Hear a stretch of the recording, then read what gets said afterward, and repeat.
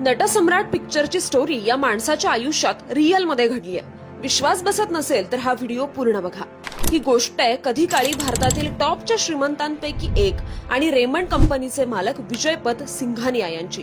काही वर्षांपूर्वी रेमंडचे कपडे वापरणं म्हणजे श्रीमंतीचं लक्षण होतं. असं एकही लग्न नव्हतं ज्यात नवऱ्यानं रेमंडचा सूट घातला नसेल. विजयपत यांनी रेमंडला यशाच्या शिखरावर नेलं. 2000 ते 2010 या दरम्यान कंपनीच्या शेअर्सची किंमत 500 कोटींपासून तब्बल 1000 कोटींवर नेली. कष्टात गेलेलं आयुष्य नंतर उतार वयात निवांत घालवता यावं म्हणून त्यांनी कंपनीची जबाबदारी आपला मुलगा गौतम याच्यावर सोपवली. सगळे शेअर्स, सगळी कागदपत्र मुलाच्या नावावर केली आणि इथेच खऱ्या पिक्चरला सुरुवात झाली.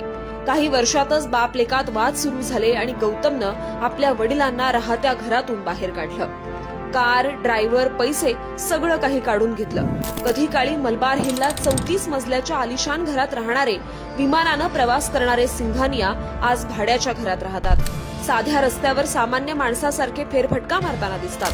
आज ते स्वतः निर्माण केलेल्या साम्राज्यासाठी कोर्टात लढतायत. ही गोष्ट फक्त विजयपत सिंघानियांची नाही तर त्या प्रत्येक बापाची आहे ज्यानं मुलासाठी सर्व काही दिलं आणि शेवटी मात्र एकटाच उरला.